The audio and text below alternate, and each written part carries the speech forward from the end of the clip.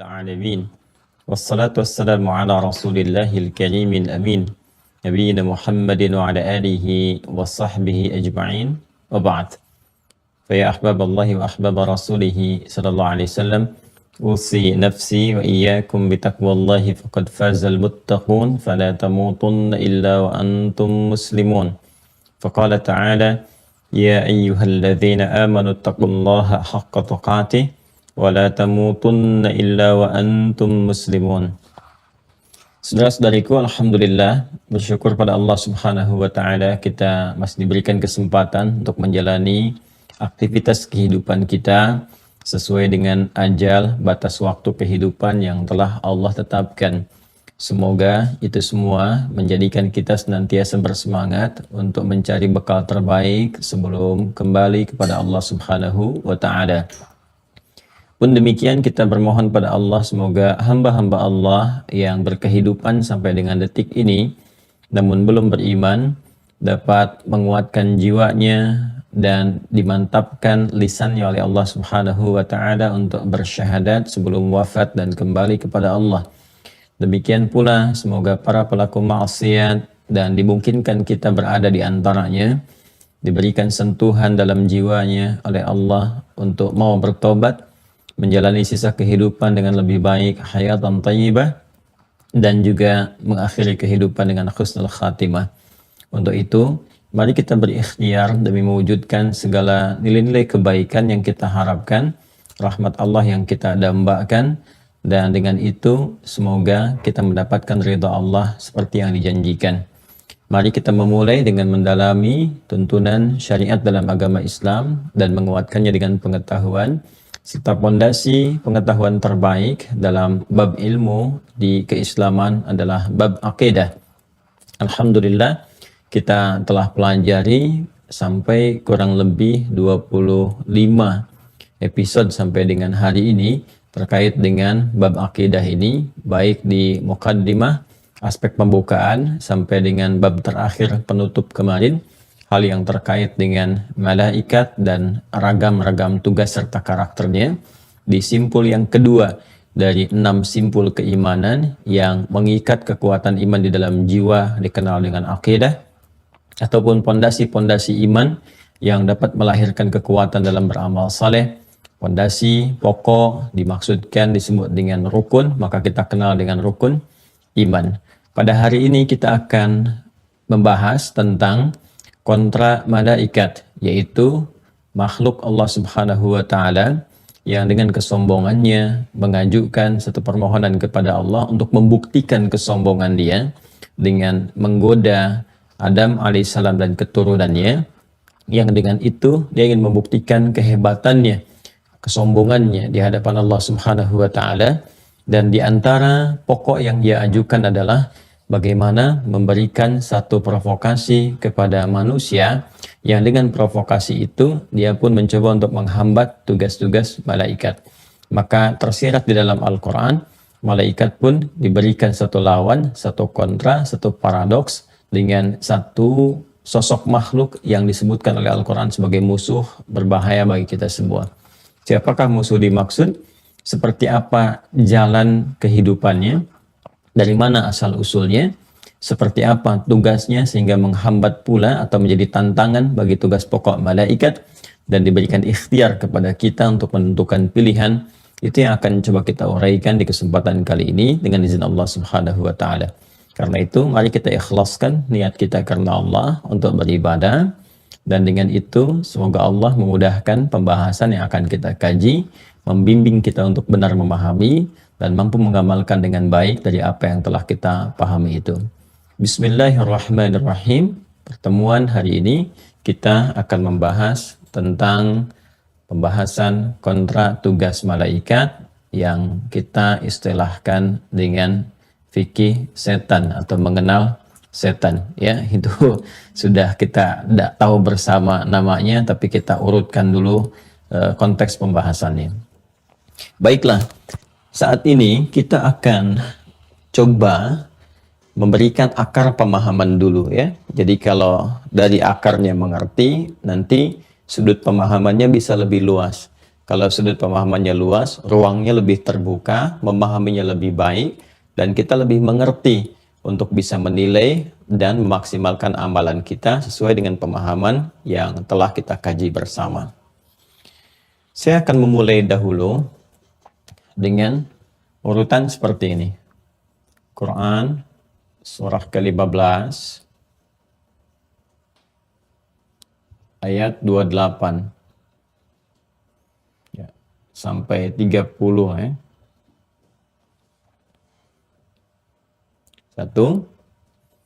Kemudian dari sini kita akan masuki Quran surah 91 ayat 7 sampai 10.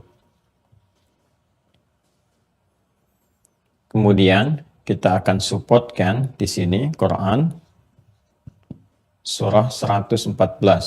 Surah paling favorit di muka bumi. Surah An-Nas, okay? Kemudian di ayat yang kelima, kita ambil ayat 5. Sudah? Baru di sini kita akan hadirkan Quran. Ini lihat urutannya ya. Surah keempat, An-Nisa, ayat 118. Perhatikan urutannya. 1, ya kan? 2, 3, 4. Sudah? Baik ya. 1, 2, 3, 4. Baik, nanti dari sini baru kita urutkan ke pembahasan inti mengenal kontra dari tugas malaikat, siapa makhluknya, seperti apa jalannya, dan sebagainya. Baik, secara cepat kita mulai dari sini. Quran surah ke-15 Al-Hijr. Baik, ayat 28 sampai 30 Allah berfirman, "Wa idh qala rabbuka lil malaikati inni khaliqum basyara min salsalim min hama'im masnun." Baik, dan pahamilah, ingatlah, pelajarilah ketika Rabbu Muhammad SAW berfirman menyampaikan kepada para malaikat dan makhluk sekitaran yang ada di dekatnya. Perhatikan kalimatnya, sungguh aku akan mencipta makhluk baru ya bernama Bashar. Bashar, manusia yang bukan malaikat, yang sudah ada tentunya karena itu disampaikan kepada malaikat, dan juga bukan kalangan jin karena jin juga sudah tercipta sebelum makhluk baru ini dicipta. Di ayat 27-nya, Al-Hijr ayat 27 disebutkan tentang jin. Wal janna khalaqnahu min qablu min naris samum. Ingat ini baik-baik karena ini akan terbawa terus. Wal janna khalaqnahu min qablu min naris samum. Dan para jin, kata Allah, sudah diciptakan duluan. Kami ciptakan lebih dahulu sebelum penciptaan manusia itu. Ya, min naris samum, dari bahan bakarnya api yang bergolak, api yang menyambar-nyambar. Jadi saat informasi ini disampaikan, ya, penciptaan manusia pertama disebut dengan Bashar untuk menunjukkan materi penciptaannya, penampilannya yang berbeda dengan malaikat, dengan jin, bahkan juga nanti dengan makhluk-makhluk yang lainnya. Bashar itu nanti menunjukkan tampilan fisik kulit yang lembut, yang halus, tapi juga menunjuk secara bersamaan pada potensi keadaan jiwa, karakter yang memadukan dua hal, yaitu takwa dan juga sifat nafsu atau bawaan dari fujurnya, seperti yang pernah disinggung pada kesempatan sebelumnya. Nah, sebelum diciptakan ini disebutkan 35 kali dalam Al-Quran, sudah ada malaikat ciptakan dari cahaya, dari nur, ya, hadis riwayat Muslim, nomor hadis 2996, pernah saya sampaikan, Anda ada di catatannya. Kemudian juga sudah ada jin, ya kan? Di situ dijamakkan jan. Saya tuliskan begini saja untuk memudahkan terjemahannya, kan? Jadi malaikat sudah ada, karena itu disampaikan firman-Nya, ya, diinformasikan pada Nabi Muhammad SAW. Firman ini, kata Allah, diviralkan, disampaikan, diinformasikan sebelum penciptaan makhluk pertama, Bashar ini dari kalangan manusia, yaitu Adam alaihissalam. Malaikat diinfokan dan jin juga disampaikan. Ya, jadi ada sebagian kalangan jin nanti yang berada juga di lingkup pada saat itu, ya, yang khusus sifatnya. Nanti kita akan masuk ke sana. Nah, kemudian فَإِذَا سَوَّيْتُهُ وَنَفَخْتُ فِيهِ مِنْ رُوحِي فَقَعُوا لَهُ سَاجِدِينَ. Di sini, jika Allah telah sempurnakan penciptaan bagian fisiknya dalam proses penciptaannya, ya, proses penciptaan ini, baik kan? Pertama, terkait aspek fisikal, ini sudah saya terangkan di awal jumpa kita di bab tentang mukaddimah saat saya membahas tentang esensi beragama. Kemudian kita uraikan pembahasan tentang anatomi manusia. Manusia tercipta dengan anatomi seperti apa, bagian-bagiannya bagaimana. Mohon kepada yang baru bergabung baik di YouTube ataupun yang baru tersambung menjadi keluarga besar Mira Ma'had Islam Rafia Akhyar, Anda bisa cek kembali taklim yang kami sampaikan, pembahasan tentang ini di YouTube Mira, ya. Jadi Anda masuk ke Mira Institute, Anda subscribe, Anda lihat di bawahnya untuk diingatkan, subscribe untuk diingatkan, kan?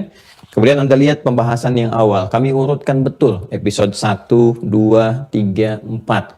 Cari pembahasan tentang mukaddimah, tentang esensi beragama, anatomi manusia. Itu akan Anda dapatkan ini supaya tidak mengulang terlampau jauh, ya. Kemudian ini berproses, ya. Lalu dalam proses itu ditiupkan roh, wa nafakhtu fihi min ruhi. Rohnya ditiupkan. Baik. Jadi secara fisikal demikian pula anak cucu Adam, kan? Berproses 4 bulan dalam kandungan seperti pernah saya sampaikan, baru roh ditiupkan. Itu pun diterangkan dalam hadis Nabi Muhammad SAW, paling mudah cek di Al-Arba'in, hadis nomor keempat dari Abdullah bin Mas'ud radhiyallahu ta'ala anhu, seperti yang pernah saya ulas, saya terangkan. Usia 4 bulan terjadi perjanjian, komitmen dengan Allah untuk menuhankan Allah, sekaligus juga dampak dari komitmen ini Allah menunaikan kewajiban untuk merawat, memberikan perhatian, memberikan kebutuhan, dan memberikan petunjuk untuk mendapatkan hidayah sehingga bisa menjalani misi kekhalifahan di bumi dengan baik dan sempurna, mencari bekal sampai kembali kepada Allah Subhanahu wa taala. Tinggal manusianya apakah komitmen dengan itu atau tidak, ya. Quran surah ke-7 Al-A'raf ayat 172. Kemudian juga diberikan nanti potensi untuk akal sesuai dengan perkembangan kehidupan manusia, akal itu akan matang, ya. Dan terkait dengan pengetahuan, ini sudah saya terangkan. Nah, concern-nya adalah ketika roh ditiupkan kepada fisik, ya, maka dimulailah kemudian tanda kehidupan. Karena roh ini generatornya, roh penggeraknya, roh inti dari kehidupannya. Ini yang menggerakkan, ya, kepada fisik untuk beraktivitas, tangan, ya, bisa bergerak, kaki melangkah, demikian organ tubuh yang lainnya. Itu intinya ada di roh. Diberikan perintah, diikat oleh akal, diterjemahkan secara singkat sekali sepersekian detik, lalu ditransmisikan kepada anggota tubuh untuk menjalankan perintah yang bersumber dari roh itu. Nah, ketika roh masuk ke dalam fisik, maka berubah, namanya disebut dengan nafas. Ya, nafas. Di sini bahkan diserap di dalam bahasa Indonesia dengan kata nafas. Nafas. Orang itu bisa bernafas. Maksudnya apa? Ada mulai tanda-tanda kehidupan dia karena roh sudah ada dalam fisiknya, dalam tubuhnya, dalam jasadnya. Diserap ke dalam bahasa Indonesia, orang itu memiliki tanda kehidupan, bernafas. Karena itu seorang yang ingin dicek apakah dia masih punya tanda kehidupan atau tidak, cek nafasnya, cek denyut nadinya, ya kan? Cek lihat pergerakan jantungnya dan sebagainya secara fisikal yang menunjukkan ada gerakan nafas dalam dirinya. Baik, ya. Nah, ini teman-teman sekalian, kita pindah ke Quran surah 91 ayat 7 sampai dengan 10, surah Asy-Syams, ya. Ini Al-Hijr, yang ini Asy-Syams. surah 91 ayat 7 sampai 10. Kembali ke sini dulu, saat roh ditiupkan kepada fisik dan mulai muncul tanda kehidupan, baik, maka ini ketika masuk dirubah namanya menjadi nafas. Jelas ya? Baik. Saya bacakan dulu yang ini, fa idza sawaituhu, dan aku bila telah sempurnakan. Jika aku telah sempurnakan, sawwa yusawwi, kan? Proses ini masuknya roh ke dalam fisik, ya, dengan kesempurnaan fisik dulu menggunakan kata sawwa yusawwi. Nah, Allah berfirman, fa idza sawaituhu, kan? Wa nafakhtu fihi min ruhi. Apabila aku telah sempurnakan proses penciptaan ini dalam fisikal, wa nafakhtu fihi min ruhi, ditiupkan roh, ya, langsung dengan ketentuan Allah Subhanahu wa taala. Baik. Fokus baik-baik. Maka ketika sempurna ini berubah nanti nama roh ini menjadi nafas, sumber kehidupan ini. Maka pindah ke Quran surah 91. Tahu dari mana ini? Pindah Quran surah 91 ayat 7 sampai 10. Wa nafsiu wa ma sawwaha. Perhatikan ya. Ini agak dalam sekali, ya. Mohon pada Allah untuk memberikan kekuatan pemahaman, dan semoga Allah memudahkan untuk disampaikan dan kita pahami. Perhatikan baik-baik. Wa nafsiu wa ma sawwaha. Dan demi nafas itu, ya, demi jiwa, diterjemahkan ke dalam bahasa Indonesia itu dengan jiwa, gitu kan? Jiwa sebagai sumber kehidupan. Dan demi nafas itu, wa ma sawwaha, dan yang telah sempurna penciptaan jiwa itu, ini saat masuk ke dalam fisik. Karena kalimat sawwa ini digunakan untuk membentuk kesempurnaan fisikal. Ya, kalau kita mau gali kembali ke sini, gitu kan? Fa idza sawaituhu, kan, bila aku telah sempurnakan proses penciptaan fisikal ini, wa nafakhtu fihi min ruhi. Di sini wa nafsi wa ma sawwaha, begitu rohnya masuk ke sini disebut dengan nafas, ya, dan demi jiwa yang sempurna kemudian menjalani tanda-tanda kehidupan menjadi nafas, wa ma sawwaha, ya kan, dan dengan itu masuk ke dalam fisik yang berproses secara sempurna. Maka ketika roh masuk ke fisik dan menjadi nafas ini, dia pun membawa dua potensi, seperti yang detil panjang saya uraikan pada pertemuan selanjutnya. Di sini saya hanya ingin mengingatkan saja karena akan terbawa dengan pembahasan kita. Fa'alhamaha, maka di dalam nafas ini diilhamkan dua potensi yang nanti saling bersinergi, kan? Satu menjadi katalis, yang satu disupport untuk dinaikkan, mensupport nilai-nilai dan cahaya kebaikan. Kemudian fa'alhamaha fujuraha, ini, wa taqwaha, taqwa. Maka di dalam nafas ini ada dua potensi yang akan mensupport segala aktivitas yang dikerjakan oleh fisik. Diikat oleh akal, diterjemahkan, kemudian diinstruksikan kepada fisik untuk berperilaku, untuk merespon lewat tindakan, lewat perilaku. Begitu konsepsinya. Nah, sumbernya dari sini, dari jiwa. Makanya semua aktivitas kita itu sumbernya dari jiwa kita. Sadar atau tidak, kita selalu merasakan, kan? Ada bisikan-bisikan, kan? Ada perintah-perintah dari diri kita, respon begini, lakukan ini, jalan ke sini. Bahkan dibimbing pikiran kita untuk memikirkan sesuatu, ya? Sumbernya dari sini. Nah, yang diharapkan muncul dari kita semua dan diberikan pedoman, diisyaratkan, ditunjukkan dengan tegas oleh Al-Quran, dikuatkan oleh hadis-hadis Nabi SAW, dasarnya yang ini. Jadi dari nafas itu, jiwa takwa ini, ya, yang diharapkan, disupport, bisa muncul, karena ini yang membawa semua nilai-nilai kebaikan. Takwa ini kumpulan dari semua sifat baik. Semua ada di sini yang baik-baik. Ya, ada kejujuran, kan? Ada ketawaduan, ya, dan sebagainya. Ada kesabaran, ya kan? Dan sebagainya. Semua yang baik-baik kumpulnya di sini, takwa. Ini potensi takwa ini mengarah selalu pada kebaikan, baik terus. Karena itu sifat yang karakternya disupport oleh takwa, semua keluar akan baik-baik saja. Semuanya baik, baik, baik, baik. Karena itulah malaikat, seperti pernah kita bahas di pertemuan sebelumnya, karena diciptakan oleh Allah dengan bawaan sifat takwa saja. Materinya cahaya, bawaannya takwa, maka konsisten pada kebaikan. Konsisten pada kebaikan, tidak pernah menyimpang, menunaikan tugas sempurna seperti yang diperintahkan. Itu yang diisyaratkan di Quran surah ke-66 At-Tahrim di ayat yang ke-6. Di ujung ayatnya ketika Allah berfirman, la ya'sunallaha ma amarahum wa yaf'aluna ma yu'marun. Allah memberikan contoh tentang malaikat penjaga neraka di situ, namun memberikan sifat keseluruhan malaikat di ayat itu.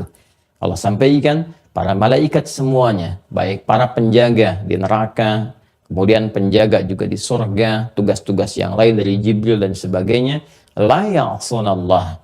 Mereka punya potensi taat saja, tidak ada potensi berbuat maksiat kepada Allah, tidak menyimpang. Wa yaf'aluna ma yu'marun, dan mengerjakan tugas sesuai tupoksinya. Kalau itu diperintahkan, itu saja yang dilakukan. Jadi, takwa itu kecenderungannya mensupport kepada semua nilai-nilai kebaikan. Ini poinnya. Ya, dan di sini kemarin kita bahas tentang peran malaikat. Ya, peran malaikat. Peran malaikat. Baik. Malaikat memiliki peran, ya, di antaranya apa? Ditugaskan oleh Allah Subhanahu wa taala, di antara sekian malaikat ada yang ditugaskan oleh Allah Subhanahu wa taala untuk menjaga manusia. Menjaga, saking rahmannya Allah Subhanahu wa taala. Allah sangat rahman, sangat berkasih sayang yang sangat dalam, tak terukur kedalamannya. Mudah bagi Allah membiarkan manusia berikhtiar sendiri untuk memunculkan takwanya. Ya, tapi Allah Subhanahu wa taala memberikan satu petunjuk, satu dorongan kasih yang dalam, diberikan hidayah, gitu kan? Apa di antaranya? Ada yang lewat dengan malaikat yang ditugaskan, yang disebut dengan malaikat hafidhin, ya, hafidhin di Quran surah ke-82 Al-Infitar, masih ingat? Quran surah ke-82 Al-Infitar.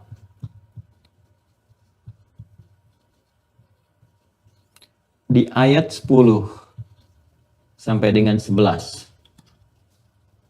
Ada? 10 sampai 11. Ini dua fungsi utamanya. Ada? Ya, 10-nya disebut dengan hafidhin, 11 yang disebut dengan kiraman katibin. Ada ayatnya ya? Baik. Ada dua fungsi ini malaikat yang telah kita bahas tentunya. Namanya nanti disebutkan dengan raqib dan atid seperti kita ketahui, kan? Ini nama sifat sebetulnya, raqib plus atid, ya. Tapi sering dijadikan sebagai nama. Sifat kalau disebutkan menjadi nama menunjukkan kesan kuat pemahaman kepada sifatnya, ya kan? Doni, orang yang jujur, ya, jujur itu sifat bagi Doni. Doni namanya. Begitu kita katakan karena sifatnya seringkali melekat kuat sehingga sulit dilepaskan kejujuran dari Doni. Maka kita katakan si jujur sedang lewat sekarang. Si jujur sedang lewat. Untuk memberikan penekanan pada kejujuran yang sangat melekat pada dirinya. Allah memperkenalkan nama ini. Kemudian dengan itu, ya, diberikan kepada kita gambaran tentang kuatnya sifat yang melekat, ya, pada dua tugas malaikat ini. Dua tugas malaikat. Malaikatnya dua, ya, kemudian ditugaskan dengan dua tugas. Sebetulnya ini nama sifat, raqib dan atid. Seperti di Quran, surah ke-50. Surah Qaf, ya. Di ayat 16 sampai 18. Baik. Ya, sampai di ayat 18 ya kita temukan ma yalfidhu min qaulin illa ladaihi raqibun atid. Sudah kita bahas. Silahkan cek saat kita membahas tentang raqib dan atid. Ini asalnya nama sifat yang selalu hadir, selalu mengawasi. Raqib itu mengawasi, atid itu hadir, lekat, kuat, menempel, ya kan? Apa tugasnya? Kembali ke Al-Infitar ayat 10 sampai dengan 11. Hafidhin katibin. Hafidhin menjaga manusia, katibin mencatat semua yang keluar dari perilaku manusia. Baik perkataan, apalagi dengan perbuatan. Nah, ini yang mensupport malaikat ini, ya, untuk bisa menjaga nilai ketakwaan. Karena itu sering kita dengar, teman-teman sekalian, bisikan-bisikan kebaikan, ya, sampai Nabi mengatakan, istafti qalbak, dengar suara hatimu, minta fatwa kepada jiwamu. Yang dimaksudkan di situ adalah dengarkan yang baik-baiknya. bisikan-bisikan kebaikan, ambil itu, ya kan?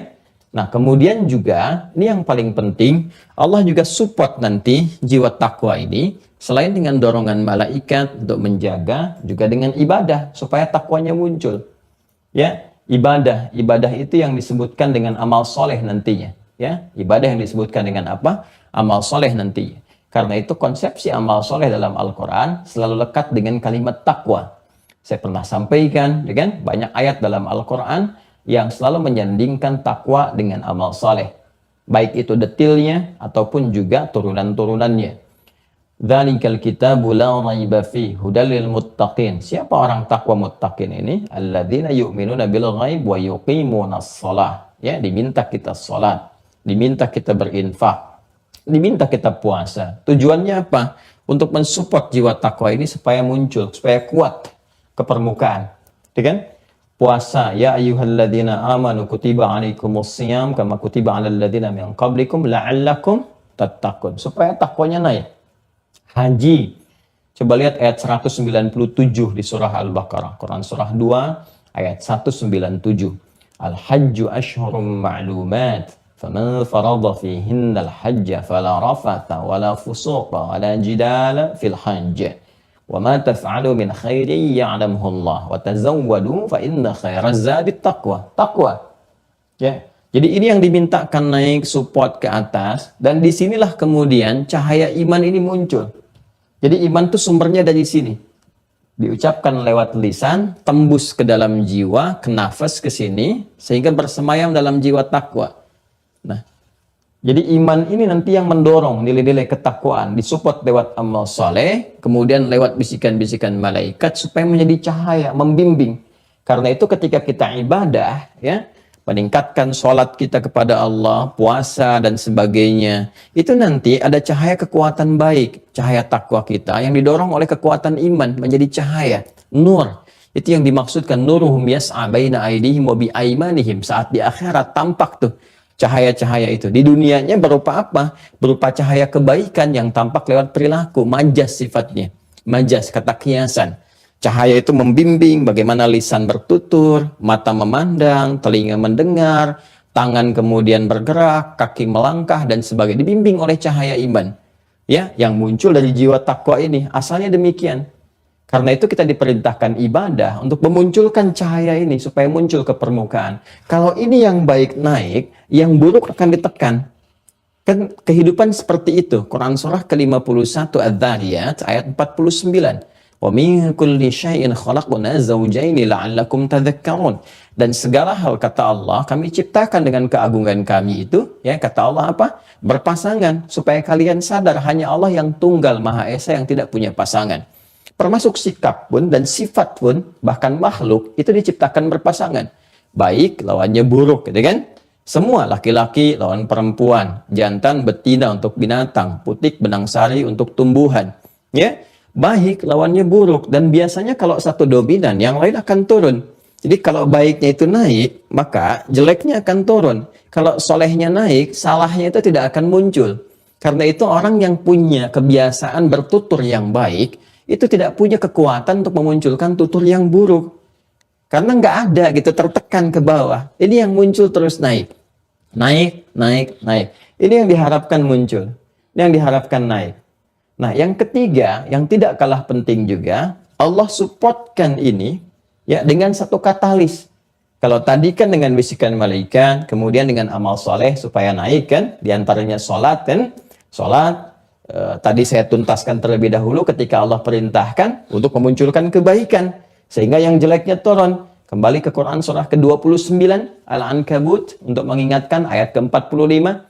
Ketika Anda ditanya, apa sih fungsinya sholat? Kenapa mesti sholat? Allah jawab, Utlu ma uhiya ilaika minal kitab. Hei, coba baca dulu. Ya, pahami apa yang kami telah terangkan, kata Allah. Di dalam Alkitab, dalam Al-Quran. Baca.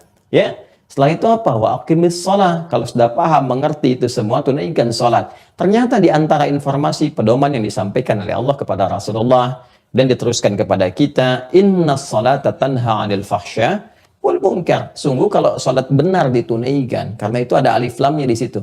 Inna shalah. Allah tidak mengatakan inna shalah. Ya, nakirah umum bebas, tapi inna salah, ada alif lamnya. Sehingga di situ alif lam akan mengikat kita dengan hukum ketentuan.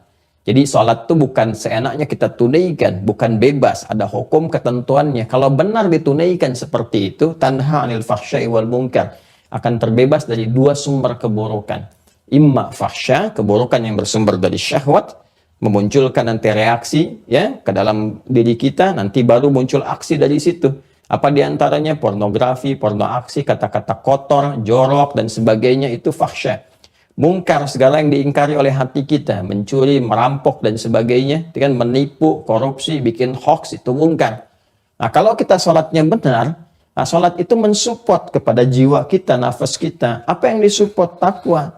Karena itu sholat dikaitkan dengan takwa. Begitu ini naik, ada cahaya iman membimbing. Karena itu kalau orang sholatnya benar, terjadi perubahan perilaku. Ya, itulah kesan yang tampak ketika Nabi mengarahkan kita mendidik dengan sholat dulu pada anak-anak usia dini. Ya, 7 tahun, terus 10 tahun dengan tegas. Kenapa? Karena kalau dari kecil sholatnya benar, jadi anak baik. Pemuda baik, orang tua baik, suami-suami baik, istri-istri baik, sampai berkelanjutan, sampai kembali kepada Allah. Ini kuncinya. Karena itulah sholat diwajibkan dengan segala kondisi. Dan diberikan kemungkinan kepada semua hamba untuk mengerjakannya sampai titik yang terakhir. Nanti bab syariat kita akan bahas dengan detail, insya Allah ya. Nah, kemudian yang ketiga, selain tadi dengan bisikan malaikat, dengan support ibadah, adalah dengan katalis. Ya, apa katalisnya? Jiwa fujur. Jiwa fujur. Jadi katalis dari takwa ini, katalis itu untuk mempercepat sesuatu ya. Jadi kalau kita berikan supaya sesuatu itu cepat muncul gitu ya. Nah, itu diantaranya lawannya. Makanya di bahasa Arab itu ada peribahasa diantaranya mengatakan untuk mengetahui sesuatu, lihat lawannya. Ya, lihat lawannya. Ma'rifatus syai' bi ma'rifatid dhad. Ya, mengenal sesuatu dengan mengetahui lawannya. Bagaimana mengetahui yang baik itu? Oh, dengan melihat lawannya yang salah. Berarti dengan lawan yang salah itu kita mengetahui lawan baiknya. Contoh, kalau ingin mengetahui jujur, maka lawannya kan dusta. Bagaimana kita bisa mengetahui jujur kalau nggak ada dusta? Gitu kan? Justru kita mengenal kejujuran itu karena ada sifat dusta untuk menghindari semua itu. Jadi dusta diciptakan bukan ingin menjadikan manusia pendusta, bukan. Tapi ingin menjadi katalis dari sifat jujur supaya nampak ke permukaan. Demikian pula ketika ada tawadhu, rendah hati, di sini ada sombong. Gitu kan? Sombong itu diciptakan untuk menjadi katalis supaya sifat tawadhu itu muncul. Bukan menjadikan makhluk itu menjadi orang yang sombong. Pun demikian sabar. Sabar diciptakan dengan supaya meningkatkan kualitas ketakwaan. Tapi dia butuh lawan. Butuh katalis untuk diketahui tingkat kesabaran. Maka diciptakan misalnya marah. Ya, ada marah di situ, ada marah, ya kan? Marah diciptakan bukan ingin menjadikan manusia pemarah, tapi untuk mensupport ke sini, menjadi katalis, mensupport, mempercepat, ya. Kalau di apa namanya buah itu kalau ingin disupport pakai karbit itu ya, mangga di karbit cepat. Tapi kalau ini alami gitu kan, katalisnya alami, ya mempercepat langsung naik. Jadi marah itu diciptakan bukan ingin menjadikan manusia pemarah, tapi supaya sabarnya muncul. Ya kalau nggak ada marah, bagaimana kelihatan sabar? Kan saya sering gambarkan kepada Anda, nggak mungkin kan suami pulang dari kantor, nyampe ke rumah. Nggak ada hujan, nggak ada petir, nggak ada angin, nggak ada macam-macam, nggak ada apa-apa pokoknya ya. Tes aja kalau nggak percaya. Pulang normal seperti biasa. Kemudian Anda sambut di rumah. Apakah Anda sebagai anak, sebagai ibu, atau sebagai istri misalnya kan? Sambut di rumah. Begitu datang pulang, papa yang sabar ya. Coba lihat bagaimana responnya. Ya. Silakan deh, datang ke rumah misalnya, suami deh, ibu nanti tunggu di pintu, dandan yang baik, yang rapi, suami datang, nggak ada masalah, nggak ada apapun, gitu kan? Nggak ada hujan, nggak ada petir, nggak ada angin kencang, nggak ada macamnya. Begitu masuk pintu rumah, assalamualaikum, waalaikumsalam, papa yang sabar ya. Paling suami tanya, emang kenapa sih mas? Baru malah muncul masalah gitu kan? Enggak, mama cuma gini, emang kenapa? Udah, tuh, malah muncul masalah kan? Nah, jadi marah ini diciptakan untuk support ke sini. Jadi asalnya itu begini. Asalnya dari sifat fujur untuk mensupport jadi katalis supaya ini yang naik. Karena itu di surah Asy-Syams ini diajarkan kita, surah 91 ayat 7 sampai 10 secara cepatnya ya. Kalau detailnya sudah pernah saya uraikan dulu, ya. Jadi secara cepatnya, kalau hidup kita ingin damai, qad aflaha man zakkaha, ingin tenang, ingin damai, ingin nikmat, maka sepanjang kita menemukan ini, cepat cari lawannya yang ini. Ya. Misal, ya, terjadi misalnya kemarahan terhadap sesuatu, ya. Taruhlah yang paling gampang di pasangan dalam hidup, saya kan ada yang marah, ya. Salah satu misalnya karena sifat tertentu, hikmah tertentu untuk meningkatkan kualitas kehidupan di rumah tangga, gitu kan. Kemudian ketika melihat misalnya suami marah, berarti istri harus membaca, oh, lawan dari marah itu apa? Ini, sabar. Ya. Maka ketika salah satunya bisa memaksimalkan ini, sabar itu kan artinya diam mencari solusi yang terbaik. Bukan diam saja, tidak. Tapi merespon sesuatu dengan cara yang lebih baik, lebih elok. Bukan sama-sama mengukur dengan tingkat seperti itu, tidak. Kan? Jadi begitu salah satu kemudian meningkatkan ini, oh berarti ini saya harus sabar. Begitu tingkatkan kualitas itu, ya salah satunya muncul, ini akan selesai, mempercepat penyelesaian. Dan dengan itulah ternyata ditingkatkan kualitas itu untuk menghadapi tantangan di depan yang lebih hebat lagi. Nanti hikmah turun. Oh ternyata pelajaran yang kemarin itu disiapkan oleh Allah untuk menghadapi tantangan yang lebih besar lagi di aspek rumah tanggaan. Mungkin sebulan kemudian, 2 bulan kemudian, karena sudah belajar pada aspek yang ini, maka kuat menghadapi di masa yang akan datang. Ya, demikian kalau kita melihat misalnya ada kejadian orang berdusta, oh ini muncul supaya saya jujur. Dan dia pun dilatih lagi. Kadang-kadang tingkat tertinggi di pesantren kan, ada yang di Sukamiskin, ada yang di Pondok Bambu, ada yang di macam-macam, supaya belajar bahwa yang dikerjakan ini untuk mensupport yang baik-baiknya. Ya, setelah baik, menyatu kembali dengan masyarakat supaya bisa menebarkan aura-aura kebaikannya. Ini konsepsi dasarnya seperti ini. Nah, apa concern pembahasan kita? Perhatikan baik-baik. Ini kan seperti pernah sering saya uraikan supportnya kepada kebaikan. Sedangkan ini lawannya. Lawan dari sini. Asalnya kan untuk mensupport ini. Ya. Karena itu ditugaskan malaikat menjaga kita. Jadi begitu kemudian ada hal-hal yang baik didorong, ada hal-hal yang kurang baik muncul misalnya, gitu kan? Itu dijaga, jangan lakukan itu, jangan kerjakan itu. Pernah nggak ada yang begitu kan? Ya, yang ngetesnya gampang, ke masjid, keluar dari masjid, coba-coba aja, iseng mau menginjak sendal yang bukan milik Anda. Itu pasti hati kita akan memberikan sebuah bisikan, itu bukan punya kamu. Itu kan? Itu bukan punya kamu, yang itu yang kamu bawa tadi dari rumah. Itu pasti akan normalnya seperti itu. Nah, itu ada penjaga, ada bisikan dalam jiwa kita. Dasarnya seperti itu, cara kerja dasarnya. Ya, hanya teman-teman sekalian, ini persoalannya, yang ini baik, yang ini tidak baik. Yang ini saleh, yang ini salah. Ini sifat dasarnya. Citra kita memandangnya. Citra kita memandangnya. Bukan tugas utama ini diciptakan oleh Allah. Tugas utamanya bukan ingin menjadikan kita salah, berbuat tidak baik. Bukan. Ya, tapi untuk mensupport ke sini supaya ini jadi baik. Jadi fungsi dasarnya ketika Allah ciptakan, fungsinya baik. Ya, cuman citra kita memandang ini sebagai perbuatan yang salah. Ya kan?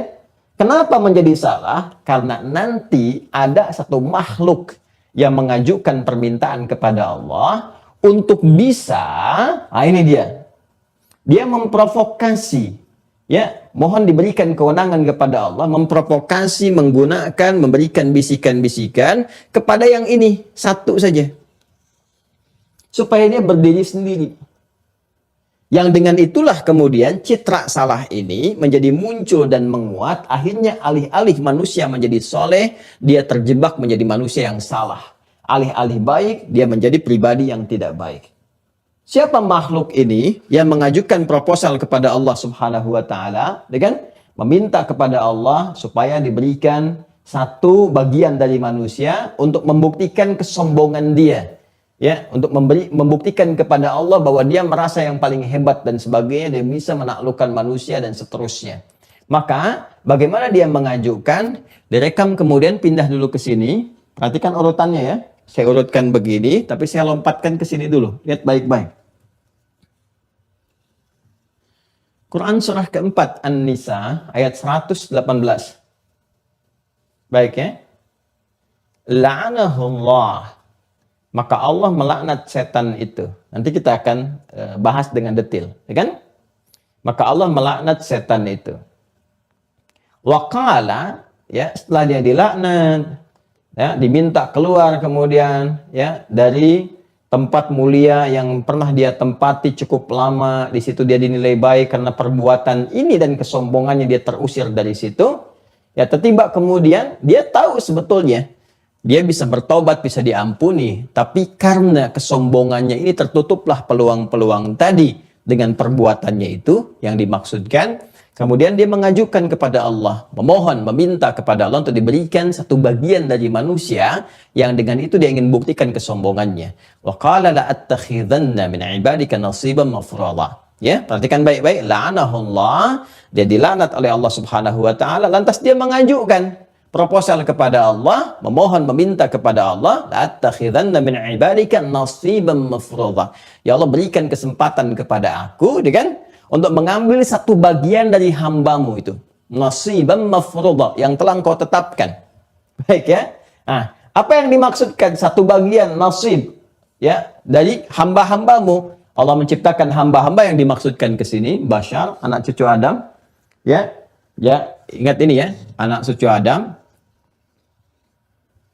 Adamnya Quran surah kedua ayat 31, wa 'allama Adam al-asma'a kullaha, ya. Diberi nama dengan Adam. Nanti ketika turun ke bumi, Quran surah kedua ayat 38, supaya mempercepat ya pemahaman. Qul nahbitu minha jami'a, Adam dan Hawa turun ke bumi, menjalani kehidupan, membawa misi sebagai khalifah di ayat 30-nya. Ini, kemudian mereka berkeluarga, melahirkan keturunan, Quran surah keempat ayat 1, ya kan? Kemudian bertempat tinggal, berbeda-beda tempat sampai bersuku-suku, gitu kan? Quran surah ke-49 ayat 13. Nah, kemudian ketika berketurunan ini, anak-anak keturunannya oleh Allah disebut dengan Bani Adam. Bani Adam disebutkan 7 kali dalam Al-Quran. Contohnya, Quran surah ke-7 misalnya, ayat 31. Ya Bani Adam khudhu zinatakum inda kulli masjid. Baik. Nah, semua anak cucu Adam yang berkehidupan ini ditugaskan oleh Allah untuk beribadah kepada Allah. Jadi misi kehidupan di bumi ini menunaikan tugas sebagai khalifah, membangun risalah, itu tugasnya semua sebagai ibadah, aktivitas. Ya, tuh saking kagetnya itu spidol sampai jatuh karena ada orang-orang yang harusnya ibadah, dia tidak ibadah, gitu kan. Nah, jadi teman-teman sekalian, dari sini turun Quran surah ke-51. Quran surah 51 ayat 56. Wa ma khalaqtul jinna wal insa illa liya'budun, dan tidaklah aku ciptakan jin dan manusia itu, ini ya, tidak diciptakan jin dan manusia, kita ambil misi kita saja sebagai manusia untuk beraktivitas di bumi, dan illa liya'budun, kecuali untuk menjadikan semua aktivitasnya sebagai ibadah kepada Allah Subhanahu wa taala. Dari bangun tidur sampai tidur lagi meniti amal soleh. Nah, jadi ini dari awal sampai ke sini. Poinnya adalah untuk apa? Ibadah. Nah, yang beribadah kepada Allah ini, teman-teman sekalian, disifati dirinya dengan nama abid namanya. Abid.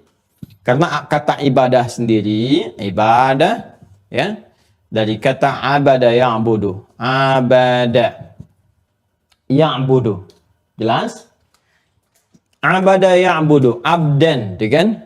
Fahuwa abidun. Ini abid, orang yang ibadah. Jamaknya disebut dengan ibad di antara jamaknya. Bisa abidun, abidin, bisa ibad. Jamak dari kata abid itu ibad namanya. Nah, seringkali di dalam Al-Quran kita disebut dengan kata ibad. Ibad, ibad, ibad. Wa ibadur rahmanil ladhina yamshuna 'alal ardi hauna. Demikian di surah Al-Furqan itu. Wa idza sa'alaka ibadi fa inni qarib. Kemudian di surah Al-Baqarah itu, kan? Nah, kemudian qul ya ibadiyalladzina asrafu ala anfusihim. Ibad, ibad. Demikian di surah Az-Zumar itu. Kenapa disebutkan dengan ibad, ibad, ibad, ibad? Untuk mengingatkan kepada kita, hei, tugas kamu itu di muka bumi ibadah. Niatkan semua aktivitasmu untuk ibadah. Makanmu ibadah, minummu ibadah, kerjamu ibadah, dan sebagainya. Ingat tugas kamu itu.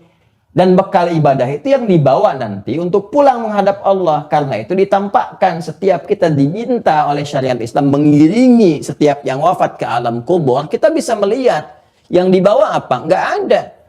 Jadi semua yang terkait dengan keduniaannya itu kan ditinggalkan. Karena itu disebutkan telah meninggal dunia.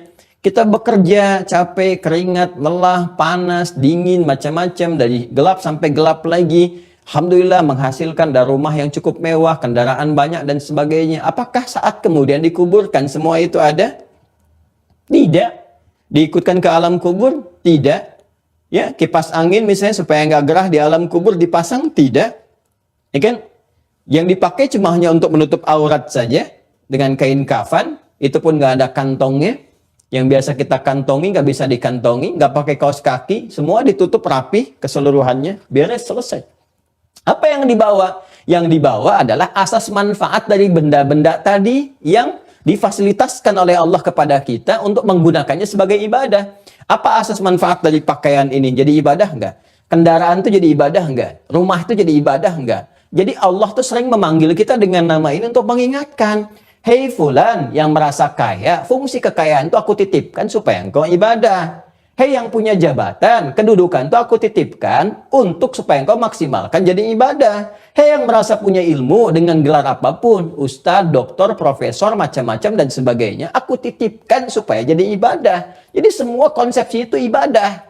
Karena itu mesti sadar kalau kita baca kalimat di Quran ada ibad, itu kita sedang disentuh. Kita sedang disentuh gitu kan. Nah, jadi jangan sampai kita lupa bahwa apa yang kita kerjakan segalanya titipan pada saatnya ditinggalkan. Ya kalau bukan kita yang menanggalkannya, kita yang ditinggalkannya. Kalau bukan kita menanggalkan kedudukan, kemewahan dan sebagainya, kita yang ditinggalkan oleh semua itu. Karena itu, cari sesuatu yang pasti ini. Mumpung masih dititipkan, gunakan untuk ibadah. Kalau itu sudah purna, sudah selesai, termasuk kekayaan, pengetahuan, jabatan dan sebagainya, maka selesai fungsi ini.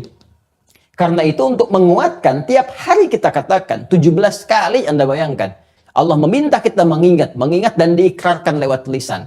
Anda kalau bekerja di perusahaan profesional misalnya kan bagus. Bukankah seringkali ada ikrar tuh? Ya kan? Sebelum memulai tugas, Anda dihadapkan, terus sampaikan pada ikrar di perusahaan Anda, visi misi perusahaan, begini. Bukankah di sekolah-sekolah dari TK, dari SD, SMP ada ikrar tuh? Dibacakan, kami murid-murid sekolah begini dan disampaikan. Ya, ikrar itu kan sebuah komitmen, ketetapan yang dibangun oleh lisan kita, dikuatkan pada hati kita, disebutkan tiap waktu supaya terekam di memori kita, ditembuskan kepada jiwa kita sehingga menyatu dengan diri dan tanpa sadar kita lakukan sebagai kepribadian, sebagai bagian dari kepribadian. Nah, 17 kali dalam sehari kita berikrar untuk ibadah ini. Apa kalimatnya? Iyyaka na'budu. Tuh. Ini ibadah. Ibadah ya budu. Kita katakan ya Allah hanya kepadamu saja kami akan ibadah. Kenapa digunakan bentuk jama'? Ya, seakan kita itu diberi kesan bahwa kita pun akan menebarkan nilai ibadah ini kepada anak, ya, kepada pasangan hidup kita, kepada keluarga kita, sehingga semua berpotensi jadi soleh, jadi baik, jadi mulia. Kita tidak menginginkan bahwa ada satu di antara kita yang tunggal bersifat soleh. Sebagaimana Allah pun memerintahkan kita untuk soleh berjamaah. Karena itu sholatnya berjamaah, beribadahnya berjamaah, baik-baiknya berjamaah, karena fungsi ini. Ya. Tapi menjadikan ini konsisten dalam kehidupan tidak berjalan dengan mudah. Kenapa? Karena ada satu makhluk yang mengajukan permohonan kepada Allah, proposalnya jelas. Dia akan mengganggu fungsi ibadah ini. Makanya dia tidak katakan la'attakhidanna minal basyari, la'attakhidanna minan nasi, la'attakhidanna misalnya ya minal insani. Dia nggak katakan insan, nggak katakan nas, nggak katakan bani Adam. La'attakhidanna min bani Adam, tidak. Dia katakan kembali ke Quran surah keempat ayat 118 ketika Allah melaknatnya, la'anahullah. Dia berkata apa? La'attakhidanna min ibadika. Ini. Min ibadika nasiban mafruḍa. Saya akan mengambil ya Allah satu bagian. Saya ingin buktikan kehebatan saya dibandingkan dengan Adam ini. Saya lebih hebat. Karena itu saya nggak bisa hormat sama dia. Saya ingin tunjukkan ya Allah saya yang lebih agung. Ya, lebih hebat dibandingkan dia. Apa yang dia lakukan? La attakhidhanna min ibadika, disebutkan ibadnya. Ingin memberikan kesan bahwa fungsi dia untuk ibadah itu akan saya tunjukkan, dia akan gagal. Ini kan fungsinya Quran surah 51 ayat 56. Saya akan ganggu supaya gagal. Gitu kan? Saya akan cegah dia supaya nggak bisa maksimal ibadah. Sedangkan kalau kita kembali ke sini, ibadah yang kita tunaikan, supportnya kan dari sini. Jiwa takwa. Ya kan? Di sini kan ada iman. Karena itu dalam Al-Quran konsepsi takwa, iman, dan ibadah yang wujudnya berupa amal soleh. Yang seringkali saya bahas. Ya, itu selalu tersinergikan. Ini, 1, 2, 3. Silahkan cek. Dzalikal kitabu la raiba fi hudal lil muttaqin. Baru pembuka tuh di Al-Quran surah Al-Baqarah. Takwa. Siapa takwa itu? Alladzina yu'minuna bil ghaib. Ya. Bagaimana cara mendorong supaya iman naik, takwa menguat? Ini wa yuqimunas shalah, salat ibadah. Wa mimma razaqnahum yunfiqun. Ibadah itu perbuatan yang dibenarkan oleh Allah, diridhoinya kemarin. Perbuatan yang diridhoi, perbuatan disebut dengan amal, diridhoi oleh Allah disebut dengan saleh. Karena itu iman seringkali disandingkan dengan kata amal saleh. Quran surah 103, wal 'asr innal insana lafi khusr illa alladziina amanu wa 'amilus shalihat. Jadi sumber ibadah itu dari sini. Nah, setan mengatakan, saya akan mengambil satu bagian dari dua potensi jiwa manusia yang mengganggu misi ibadah itu. Nggak ada lain di jiwa manusia itu selain dua potensi. Kalau tidak takwa, itu fujur. Ya kan? Nah, sedangkan fujur ini, lawan dari sini, yang desain awalnya diciptakan oleh Allah untuk mensupport ini. Setan mengajukan, saya minta bagian yang ini ya Allah. Dia nggak mungkin minta bagian yang ini karena di sini sudah ada apa? Malaikat ini, raqib dan atid, hafidhin, katibin. Maka dia minta yang ini. Sesuai bawaannya, sesuai karakternya. Ya. Maka disinilah teman-teman sekalian, ya ketika Allah mensupport ya, kita supaya jadi hamba yang soleh, yang baik, ya, dan menugaskan malaikat untuk mensupport ke sini, saat yang bersamaan setan mengajukan, saya minta yang ini ya Allah, untuk membuktikan kesombongan saya, untuk membuktikan kehebatan saya dan sebagainya, ya kan? Nah, maka ini yang menjadikan, nanti kita lihat kenapa hikmahnya diizinkan oleh Allah Subhanahu wa Ta'ala, dan bukan sekedar diizinkan, tapi Allah pun menjaga kita untuk tidak terjebak pada provokasi setan. Ya, kalau Allah mau sederhana, ya udah biarkan. Ya, terus manusia suruh memilih. Kan nanti Anda akan bertanya, kenapa ya Allah engkau tidak izinkan saja, jangan izinkan setan, karena itu manusia akan terbebas dari keburukan. Bukan begitu cara berpikirnya. Ya, bukan begitu. Nanti ada hikmah tertentu ketika Allah izinkan, saat bersamaan Allah berikan juga tameng bagi manusia. Dijelaskan, diuraikan. Baik, silahkan aja. Kalau engkau mampu. Nanti kita akan turunkan ayat-ayatnya. Kalau engkau mampu, ya. Nah, kalau engkau punya kekuatan, di saat yang demikian Allah pun jelaskan kepada hamba-hamba beriman. Nih, cara menjaga dari pengaruh setan. Begini caranya. Dibentangkan di Al-Quran. Lakukan ini, kerjakan ini. Setan gak akan pernah punya kekuatan. Paling-paling ngebisikin, kalau kamu gak dengar, selesai. Jelas ya? Ya, pelan-pelan. Nanti kita urutkan supaya terukur bahasan kita. Ya. Lihat sini. Jadi, ketika Allah izinkan, sekaligus Allah ingin menunjukkan kemuliaan ya Adam dan anak cucunya sebagai petugas khalifah di bumi, ya, sebagai pembawa misi risalah yang memakmurkan bumi. Allah berikan benteng-benteng kekuatan ke sini. Makanya di surat Al-Hijr itu nanti, Al-Hijr kan benteng. Ya, benteng, sesuatu yang membentengi. Di antara hikmah disebut Al-Hijr, salah satunya terkait dengan ayat 40-nya. Nanti di situ ada konsepsi yang diberikan oleh Allah kepada kita. Kalau kita betul-betul bisa mengerjakan amalan dan mendapatkan kualitas benteng yang kuat, setan nggak akan punya pengaruh. Ya, bahkan setan sendiri yang mengatakan, lihat kalimatnya, ini kalimat setan sendiri. Illa ibadaka minhumul mukhlasin. Ya Allah, aku akan goda. Kalau di Al-A'raf dipadukan dengan Al-Hijr, aku akan goda setiap hambamu ini dari depannya, belakangnya, kanan, kirimu, gitu kan? Ya, sampai engkau tidak akan mendapati sebagian besar mereka taat kepadamu, kecuali ya Allah, hamba-hambamu yang kau jamin itu, yang mengerjakan petunjuk itu, yang melihat bagaimana pedoman supaya bisa mengatasi godaan-godaan dariku. Ya, illa ibadaka minhumul mukhlasin, kecuali hamba-hamba ibad disebut lagi, tapi punya sifat mukhlas. Nah, sifat ini nanti akan kita bahas kemudian, bagaimana caranya Ya, setan sendiri berikrar mengatakan kepada Allah, ini yang akan aku nggak bisa tembus. Aku nggak bisa tembus. Jadi dia tuh unik sekali ya makhluk ini. Ya, merasa sombong, merasa hebat, satu sisi mengatakan demikian, sisi lain dia mengatakan, ya memang ada yang nggak bisa ditembus sih, tapi untuk membuktikan aja, itu ngeyelnya ada. Jadi kalau ada manusia-manusia ngeyel, itu manusia sedang kemasukan tuh. Kemasukan apa ya, kita lihat nanti ya. Nah, kembali ke sini ya, supaya nggak lompat-lompat terlalu jauh. Jadi singkatnya adalah, dia memohon minta kepada Allah untuk memprovokasi ini, sehingga ini tunggal, berdiri sendiri, muncul ke permukaan. Alih-alih mensupport ini sebagai fungsi asalnya, dia belokkan supaya manusia mengikuti bisikannya ini, bisikan setan ini, makhluk ini. Saya tuliskan setan. Ya. Dia provokasi, kalau ini support, ini provoke. Ya. Ini mensupport malaikat ke sini, konotasinya positif, ini memprovokasi. Supaya ini berdiri sendiri, udah nggak usah support ke sini, ini udah soleh duluan, udah ada malaikatnya. Itulah bahasanya gitu kan. Udah jiwa takwa, udah soleh, udah ada malaikat, udah ada yang bisikin, udah ada yang jaga. Jadi kamu berdiri sendiri aja tunggal.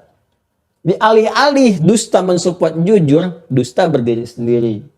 Maka jadi manusia pendusta. Dengan alih-alih sombong mensupport tawadu supaya muncul, maka ini disprovok oleh setan supaya berdiri sendiri. Maka muncul tampilan-tampilan manusia yang sombong dan sebagainya. Baik, ini yang terjadi. Makanya Allah katakan ditutup Quran surah 91 itu ya di ayat 9 sampai 10-nya, ya kan? 7 sampai 10 kan? Wa nafsin wa ma sawaha fa alhamaha fujuraha wa taqwaha. Perhatikan, qad aflaha man zakkaha. Perhatikan cara menerjemahkannya seperti saya pernah terangkan di tafsir di pertemuan yang lalu. Sungguh bahagia orang yang mampu menjadikan fujur sebagai katalis bagi takwanya. Maka hidupnya akan cenderung bahagia, cenderung sukses, cenderung baik.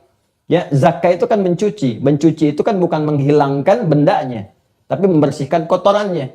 Ya, jadi jangan jadikan ini kotor. Jadikan sebagai support, cuci nilai kotornya, supportkan ke sini supaya bersih. Ya, kotor itu diciptakan supaya nampak bersihnya, bukan untuk membuang bendanya. Sebab kalau bendanya bersih, ngapain dicuci?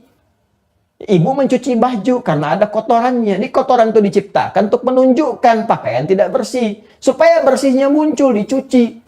Jadi kotoran itu ditampakkan, bukan ingin menciptakan pakaian jadi kotor, bukan, tapi supaya bersihnya tampil. Ya, celing gitu kan, kelihatan beningnya, bagusnya, macam-macamnya. Itu yang diharapkan. Cara berpikirnya demikian, Al-Quran itu tinggi, jadi kita harus mengikuti supaya membuat kita lebih pintar. Dibuat standar yang tinggi supaya kita lebih pintar, akal kita itu terbawa gitu kan, mengikuti alur itu. Jadi naik kualitas berpikir kita bagus. Makanya di surat Yusuf itu, kenapa salah satu yang dipilih bahasa Arab itu la'allakum ta'qilun, supaya kamu itu lebih pintar. Nanti saya jelaskan lebih jauh ya. Makanya nanti ada support doa pakai bahasa Arab macam-macam dan sebagainya. Nanti ada hikmahnya itu. Ada hikmahnya. Ya. Teruskan ke sini dulu ya. Jadi ini asalnya. Dia minta ini berdiri sendiri. Nah, ketika ini berdiri sendiri, tutup dengan ayat 10-nya, wa qad khaba man dassaha. Maka akan nestapa kehidupan seseorang. Nestapa, sengsara, ini kan terjerumus pada keburukan. Mandasah, siapa yang berdiri sendiri, mengikuti bisikan setan, mempertahankan kekotoran ini. Ya, yang mengotorinya. Apa yang dimaksud mengotori itu? Kan dominan kotorannya. Ya kan? Beda kan Bu ya? Baju kotor dengan ngotorin baju, itu beda. Baju kotor, cuci, hilangkan kotorannya. Jadi kotoran itu support untuk kebersihan. Sebab dengan ada kotoran itu tahu kita untuk memunculkan kebersihan. Beda dengan ngotorin baju. Baju dikotorin, jadi kotor kan? Ya. Maka orang pakai baju sengaja dikotorin, itu kan tampilannya jelek, nggak bagus. Ya, dan orang juga melihatnya bermasalah gitu. Sama juga dengan ini. Orang yang mengikuti bisikan ini, sehingga alih-alih kemudian fujur berfungsi, mensupport takwa itu naik ke atas, maka dia mengotori nafasnya sendiri. Sehingga apa yang terjadi? Nafas ini yang seharusnya dapat support dari takwa, maka ini yang muncul. Fujurnya yang muncul. Ini tertutup. Ini naik ke permukaan. Kalau ini naik, teman-teman sekalian, sedangkan ini kan dorongannya kepada yang tidak baik yang di sini. Ya, dorongannya kan kalau berdiri sendiri kepada yang tidak baik. Kalau berdiri sendiri, kalau disinergikan ke sini muncul baiknya. Kalau ini muncul, citranya akan salah ini. Sehingga terdorong apa? Yang terdorong tuh dusta, sombong, ria, sum'ah, marah, dan sebagainya. Diperintahkan untuk mengarahkan pada segala perbuatan yang tidak baik. Segala perbuatan yang tidak baik disebut su namanya. Su. Tuh. Su. Segala yang mengarah kepada yang tidak baik. Jamaknya sayyiat. Ini memerintahkan nih, karena didorong dari sini. Dari fujur. Ke sini diperintahkan. Memerintahkan disebut ammarah namanya. Ammarah. Amar. Ya. Ammarah. Ammarah. Tuh. Pernah dengar amar putusan? Amar itu dari bahasa Arab. Banyak dari bahasa Arab. Ya kan? Ammarah. Ammar itu perintah. Ya. Amir yang memerintah. Kan terjemahkan dengan pangeran, penguasa, amir. Karena sering banyak memerintahkan. Ammar yang cenderung memerintahkan. Banyak memerintahkan. Tak pada sifat. Dengan segala sifat-sifat yang banyak. Ammarah itu cenderung memerintahkan dengan begini, begini, begini. Ini dusta itu sifat yang gak bagusnya. Sombong itu sifat. Ya, demikian seterusnya. Ria, sum'ah, marah-marah itu sifat. Ya, marah sifat. Nanti kalau dia keluar jadi perbuatan, diperintahkan ke sini supaya kemudian ditembuskan, diinstruksikan kemudian kepada bagian tubuh kita untuk langsung bersikap, mengeluarkan. Jadi begitu sombong, jalannya udah beda, gitu kan? Begitu pengen ria, tampilnya beda. Kan kelihatan dari sikap itu. Itu asalnya dari sini perintahnya, dari fujur. Kenapa? Begitu keluar jadi bentuk perbuatan jadi su. Ini yang dimaksudkan Quran surah ke-12 Yusuf ayat 53. Perhatikan alurnya ya. Perhatikan. Quran surah ke-12 ayat 53. Wa ma ubarri'u nafsi innan nafsa ini la ammaratum bisu illa ma rahima rabbi. Ya, kita nggak bisa menilai diri kita sebagai orang suci sepenuhnya, tidak. Nggak ada manusia suci sepenuhnya. Para nabi rasul pun terjaga maksum dengan sifat kerasulannya, dijaga oleh Allah supaya nggak berbuat maksiat. Tapi kalau manusia berdiri sendiri, ada kemungkinan berbuat salahnya itu tinggi. Kenapa? Karena provokasi dari sini, setan. Yang meminta nafsu berdiri sendiri. Kalau diikuti jadi berbahaya. Apa yang terjadi? Maka ini akan mendorong nafas, membisikkan, memberikan sebuah perintah, mengerjakan dari kandungan-kandungan sifat fujur. Maka muncullah ini. Ya, dusta, sombong, marah ini jadi perilaku. Ketika jadi perilaku jadi su. Innan nafsa, karena sungguh dalam diri kita ada nafas. Di dalam nafas itu ada fujur salah satunya. Kalau diikuti, la ammaratum bisu. Akan memerintahkan pada tindakan buruk. Illa ma rahima rabbi. Kecuali yang dirahmati oleh Allah. Bagaimana ini dirahmati oleh Allah? Mensupport ke sini. Karena itu nanti diturunkan perintah ibadah supaya ini ditaklukkan. Kenapa Anda puasa? Salah satunya kan mengendalikan nafsu. Ketika nafsu dikendalikan, maka ini kembali ke jalur yang benar. Kenapa diperintahkan sholat? Supaya mengendalikan nafsu. Tanha anil fahsya wal munkar itu kan di sini. Ketika dikendalikan, support ke sini. Kalau ditinggalkan ibadahnya, sholat gak pernah, zikir gak pernah, puasa gak pernah, macam-macam gak pernah, ini bermain di sini. Naikkanlah ke sini kemudian provokasi. Naik ke atas. Bagaimana jalurnya? Ya, dari sini naik ke sini sampai dengan ke atas. Seperti apa jalurnya? Nah, saya tunjukkan begini. Ini nafas nih yang terdalamnya. Oh, ini agak tinggi sekali ya. Agak tinggi pembahasannya, jadi agak fokus. Mudah-mudahan Allah berikan hal yang sederhana untuk memahami. Ini takwa. Ini fujur. Ya kan?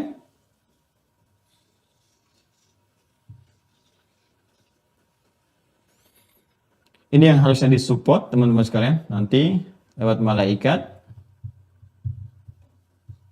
Amal saleh. Berupa ibadah. Support untuk menaikkan takwa ini. Jadi saya sudah terangkan. Kalau ini bisa dikerjakan, nanti memunculkan kualifikasi manusia baik. Yang disebut dengan abrar namanya. Abrar. Kalau dipertahankan, dia bisa mendapatkan rahmat Allah sampai ke akhirat dapat surga yang meraih kenikmatan di dalamnya, nikmat, indah, tenang. Makanya disebut di Al-Qur'an innal abrara lafi na'im. Sungguh orang-orang baik itu yang berjuang meningkatkan takwanya lafi na'im, bisa mendapatkan banyak kenikmatan. Sedangkan surga disebut dengan na'im. Quran surah At-Tur itu innal muttaqina fi jannati wa na'im. Jelas ya? Ini harusnya jalurnya begini. Nah, mensupport ke sini, ya. Cuma nanti ada provokasi dari setan sehingga membelokkan ini, dia punya fungsi yang seharusnya ke sini dibelokkan, fungsinya berdiri sendiri ke sini. Yang seharusnya begini, ya kan? Jadi fungsinya berdiri sendiri ke sini. Ya, ini garisnya kan garis komandonya ke sini harusnya, diperintahkan ke sini. Cuma diprovokasi. Kenapa saya bikin titik-titik nanti saya jelaskan. Ya, begini. Kalau ini diikuti, dia berdiri sendiri. Ya, maka nanti disebutkan dampak akibatnya Quran surah ke-91 tadi ayat 10. Wa qad khaba man dassaha. Ya, siapapun yang mengikuti alur ini maka khaba. Ya, terhina dia, kemudian nestapa dia, ya, dan larut dalam keburukan-keburukan. Ini aflaha man zakkaha, ini wa qad khaba man dassaha. Ini yang berbahaya. Maka orang-orang yang mengikuti ini pun jangankan di akhirat, di dunia pun itu akan mendapatkan penilaian yang buruk. Ya, terhinakan. Kalau nggak percaya silakan, punya kedudukan, sombong aja dengan kedudukan. Sombong. Orang nggak akan memberikan apresiasi. Punya harta, sombong silakan. Sombong aja. Pakai motor sombong, sepeda sombong, pakai mobil sombong aja. Orang nggak akan apresiasi. Maka hidupnya terhina. Maka di akhirat pun karena supportnya dari fujur, ya, orang yang disupport ya perbuatannya karena provokasi, diprovok ke fujur, fujur mensupport dengan negatif, ya. Ketika ini diikuti, maka disebut oleh Allah namanya dengan fujar. Kalau itu abrar, ini fujar. Fujar. Dan kenestapaannya di akhirat ditempatkan di tempat yang paling pedih, yang paling menyiksa, yang paling menghinakan. Jadi dihina, direndahkan di dunia, lebih rendah lagi saat di akhirat. Disebut dengan jahim namanya. Ya, puncak dari jahim disebut dengan jahannam namanya. Ziyadatul mabda tadullu ala ziyadatil ma'na. Bertambah penekanan pada satu kata dengan satu huruf ataupun yang lainnya, maka bertambah nilainya lebih dalam lagi. Ya, ini jahim. Tempatnya jahim nanti. Maka kita mendapatkan informasi dari Al-Quran, wa innal fujjara lafi jahim. Sungguh orang-orang yang menjadikan fujur sebagai bagian dari support kehidupannya, karena diprovokasi setan, diikuti, menjadi fujar. Orang yang mendapatkan dorongan dari sifat fujur sehingga berperilaku apa? Ini su. Tempatnya di mana? Jahim. Nah, ini konsepsinya ada di nafas nih. Jadi saya bikin kotak begini. Belum selesai nih. Ya. Jelas ya? Nah, sekarang nafas di kotak. Nafas ini ada di dalam tempat lagi. Begini tempatnya. Seperti ini. Karena ini selalu mendapatkan pengaruh dua sisi. Ini oleh malaikat, kerjakan baik. Jadi kalau ada sesuatu yang nggak baik, dicegah. Yang ini mendorong berdiri sendiri. Sehingga dalam diri kita itu selalu ada gejolak. Ya, terbolak-balik, kadang pengen begini, kadang pengen begini. Kalau nggak percaya silahkan. Anak kan diinfokan, ada taklim jam 5 subuh nih. Ya kan? Setelah sholat subuh jam 5 siap-siap. Apakah akan langsung bisa memulai? Standby di situ. Ya, stay tune di channelnya misalnya, di Hidayat Official. Belum tentu. Begitu Anda akan mulai, tiba-tiba apa yang terjadi? Tar dulu, paling iklan dulu.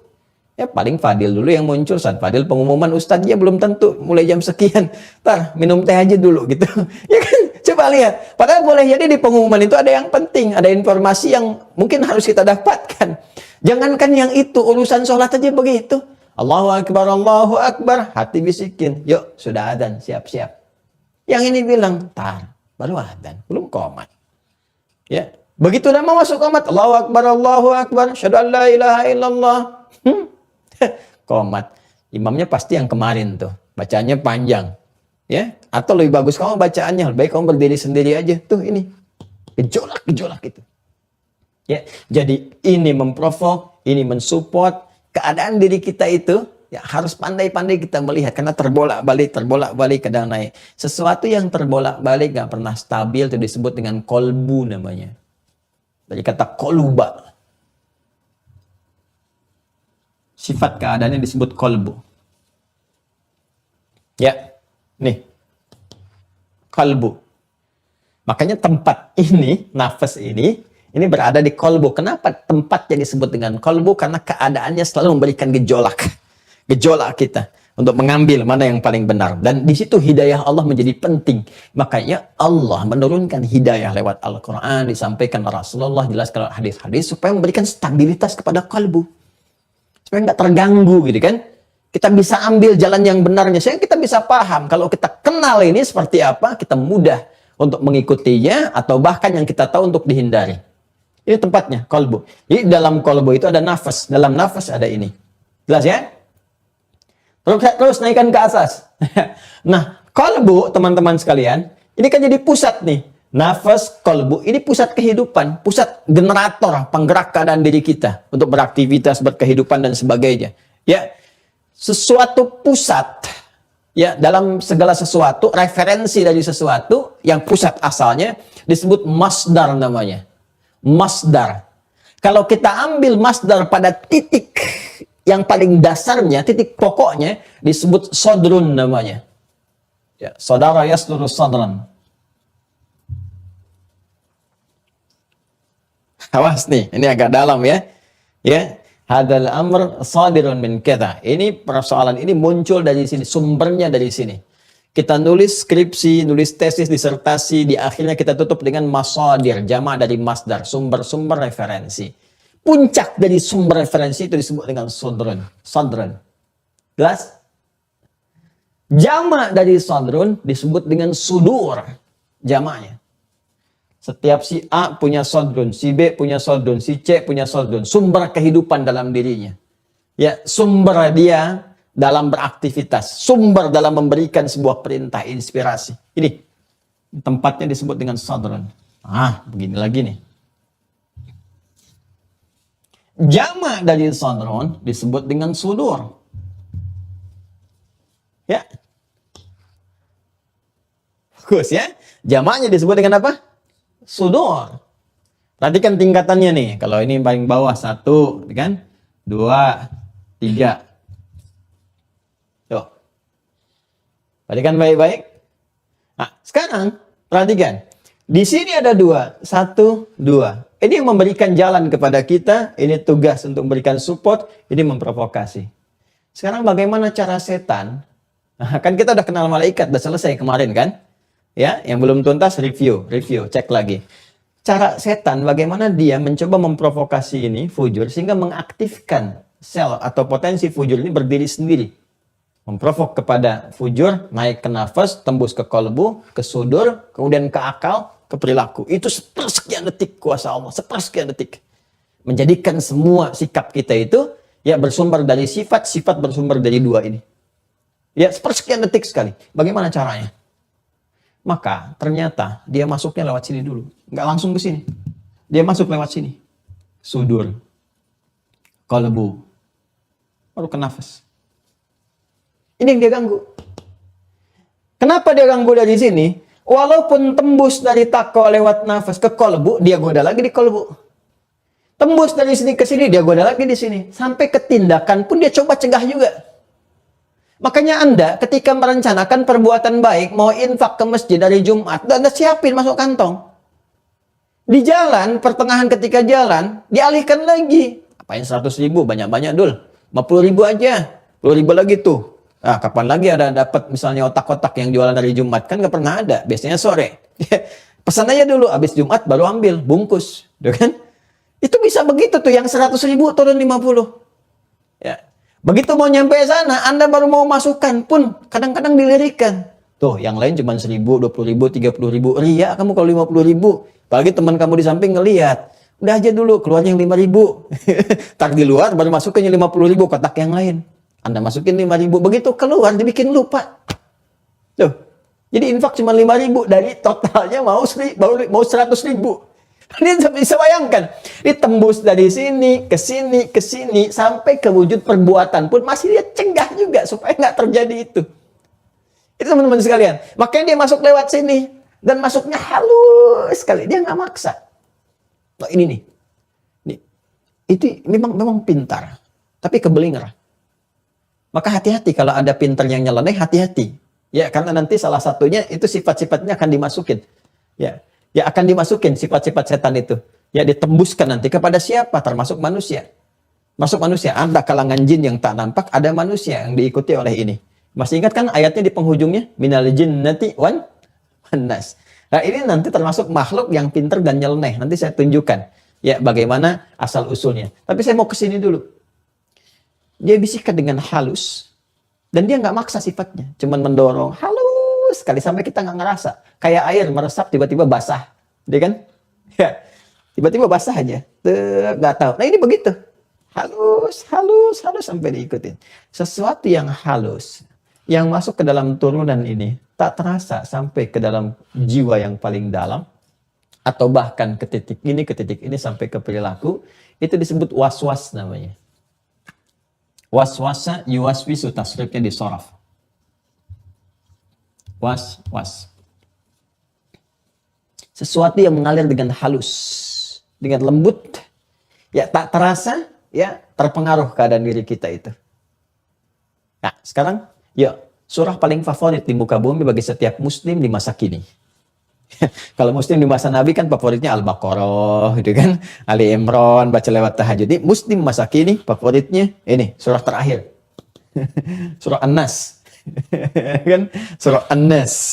Umumnya ya ini hanya canda tapi nyata di sebagian orang gitu. Qul a'udzu birabbin nas, malikin nas, ilahin nas, min syarril waswasil khannas. Ini ayat 5. Alladzi yuwaswisu fi sudurin nas. Paham sekarang? Oke, agak pelan-pelan ya, supaya kita tahu nih arahnya. Alladzi yuwaswisu, yang memberikan waswas, bisikan-bisikan halus. Ini yang penting kita ketahui. Jadi peran setan itu hanya diperkenankan oleh Allah ngasih bisikan. Itu pun ya, dia berjalan memprovokasi, minta sama Allah, diperkenankan. Cuma ngasih bisikan dan nggak boleh maksa. Itu komitmen yang dibangunnya. Dan saking cintanya, sayangnya Allah kepada kita semua, diberikan pelindung-pelindung. Ini pelindungnya begini, menangkal bisikan begini. Ikutin yang ini, jangan ikutin yang ini. Petunjuknya begini, bentengi begini. Dia akan pergi dengan sendirinya, dia akan mampu untuk menembusnya. Gitu. Cuman kebanyakan manusia pada umumnya nggak belajar itu. Ditinggalkan tuntunannya, nggak dibaca pedomannya. Anak kalau nggak baca pedoman, mau berangkat kemana, nggak dilihat petanya, tersesat juga kan? Ya, anak kalau nggak ngikutin sesuatu, beli barang elektronik, nggak dibaca pedomannya, rusak juga barangnya. Nah, barang aja yang nggak bernyawa bisa rusak. Maka manusia yang punya nyawa, kalau nggak ikut pedoman, rusak juga. Kalau nggak sesat, bisa rusak. Makanya perilaku rusak, jalan tersesat, ya, pikiran juga kacau dan sebagainya, karena nggak baca pedoman.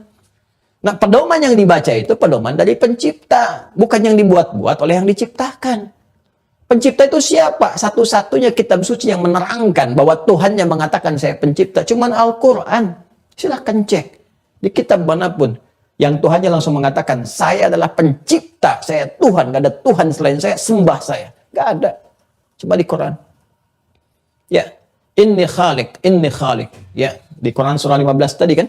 Ayat 28, wa idh qala rabbuka lil malaikati inni khaliq, saya khaliq, inni khaliqum basyara, dan saya Tuhan, sembah saya. Quran surah 20 ayat 14. Quran surah 20 Toha ayat 14, innani anallahu, saya ini Allah, la ilaha illa ana, enggak ada Tuhan selain saya. Sayalah pencipta. Fa'budni, sembah saya. Cari dimanapun yang mengatakan saya Tuhan, enggak ada Tuhan selain saya, sembah saya, kecuali di Al-Quran.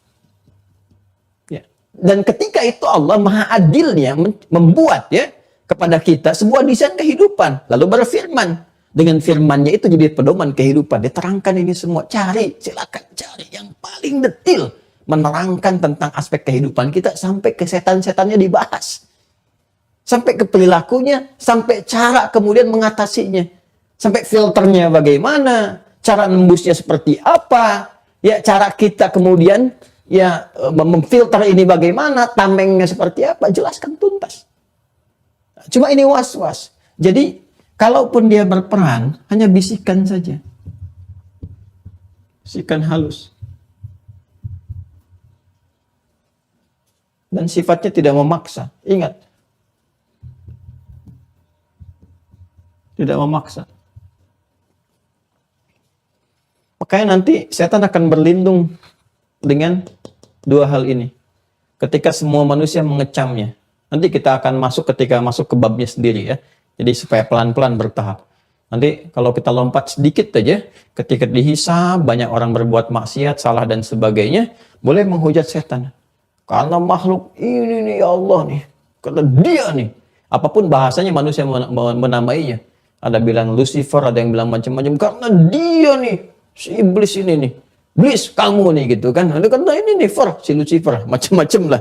Dikecam tuh. Terus dia bilang apa? Enak aja dia bilang, saya kan gak maksa. Saya cuma ngajaknya juga halus. Apa pernah saya maksa Anda? Kan tidak. Saya cuma ngajaknya pun halus. Anda sendiri, kenapa ngikutin saya?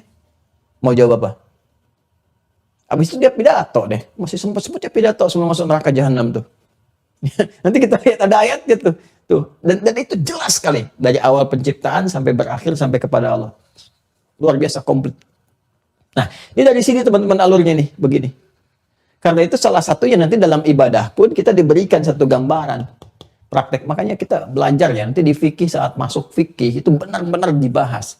Jadi bukan cuma belajar caranya, ada makna, ada hikmah, ada cara, ada bacaan, ada makna, ada hikmah. Kan begitu misi Nabi diutus. Rabbana wab'ats fihim rasulan minhum yatlu 'alaihim ayatika, ayat wahyu. Wa yu'allimuhumul kitab, hadis diterangkan bagaimana cara dan sebagainya, wal hikmahnya bagaimana. Lalu dari hikmah ada dampak, wa yuzakkihim pada perilaku. Jadi kalau kita belajar fikih itu tidak cukup pada bacaan dan cara. Sampai situ dapat pahala. Tapi hikmah kehidupan gak dapat. Hikmahnya apa? Esensinya apa?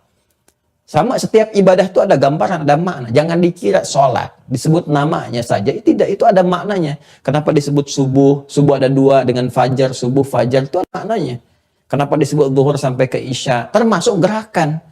Ya, menghadap kiblat itu ada maknanya. Kaki dibentangkan ada maknanya. Tangan diangkat ada maknanya. Yang paling menarik, cepat sedikit, ketika diangkat tangan, diletakkannya di mana? Cek di hadis. Sodron. Coba lihat gerakan kita dalam sholat. Ketika mengangkat seperti ini kan. Dan seperti ini pun, kan ada tiga nih. Seperti ini, gini. Terus di sini, pergelangan dengan pergelangan. Jadi ketika ada takbir, Allahu Akbar, langsung di sini. Gak usah diukur dulu. Pas kan? Ada yang digenggam gini kan? Letakkannya di mana? Sodron. Ya, di sodron. Lihat redaksi hadisnya. Kalau ini nahrun, di sini nahrun. Ya, saya sudah mengajarkan ini di bab fikih sholat. Cek nanti ya, di Hadith Official ada bab tentang fikih sholat. Di situ dilihat bagaimana saat bertakbir. Di sini nahrun namanya. Ini batnun, perut di sini. Ini di sini. Kalau sadrun di sini, antara perut dengan di sini. Ya, ini bagian atas dengan di sini. Jadi ada rongga di sini nih. Ada rongga ya. Ini disebut dengan sadrun di sini. Nah. Ya, ini disebut dengan sadrun. Jadi di antara ini nahrun. Kalau ini leher kan halak, di sini nahrun. Bagian atas. Makanya unta disembelihnya di sini. Inna a'tainakal kautsar fasholli lirabbika wanhar. Unta di sini. Ya, ini nahar namanya. Kalau di sini letakkan Anda di nahar namanya. Kalau Anda sholat meletakkan ini nahar namanya. Ya, tempatnya bukan di sini. Bukan di batun juga, di perut di sini. Ya. Ya, ada hadis salah satunya yang lemah ya, hadisnya dhaif, meletakkan di sini. Ya, disandarkan pada Imam Ali bin Abi Thalib, tapi riwayatnya sangat lemah. Ya, yang kuat, yang sahih di sini, di sadrun. Di sadrun letaknya di sini. Ya, para ulama mengatakan itu ma bainan nahri wal batni. Jadi di sini ada ruang, di sadrun namanya. Nah, poinnya hadisnya mengatakan sadrun, walaupun ulama ikhtilaf tempatnya di mana, tapi disebutkan sadrun. Tapi kita menggenggamkan begini. Apa ini maksudkan? Jaga ini nih. Jaga. Sadrun kita jaga. Jangan sampai kena oleh setan. Jangan dengarkan bisikannya. Dengarkan bisikan yang baik-baik yang dari malaikat. Makanya setiap sholat tadi ingatkan, jaga betul hati kita. Jaga hati kita. Jaga hati kita. Jaga hati kita. Sampai Nabi mengingatkan lagi dalam hadisnya yang sahih. Kalau baca di Al-Arba'in kan hadis nomor 6 itu. Ya, innal halala bayyinun wa innal harama bayyinun wa bainahuma umurun mushtabihat, sampai ke kalimat wa inna fil jasadi ala wa inna fil jasadi mudghah. Ya, idza salahat salahal jasadu kullu wa idza fasadat fasadal jasadu kullu ala wahyal qalbu. Kalbu, dalam kalbu ada nafas, dalam nafas ada ini. Makanya jaga betul. Bagaimana cara menjaganya? Satu, lihat konsepsi ininya, ikutin bisikan malaikat. Ya, ikutin bisikan malaikat. Istafti qalbak di hadisnya. Dengar suara hatimu. Ya, karena bahasanya istafti, fatwa. Fatwa itu nggak mungkin minta yang keliru. Nggak mungkin. Kita minta fatwa ke majelis hakim, minta fatwa ke MA, fatwa yang benar. Kalimat fatwa itu kepada yang baik. Jadi nggak mungkin fatwa dikasih yang jelek. Pernah nggak minta fatwa kepada koruptor? Minta fatwa kepada perampok? Nggak ada.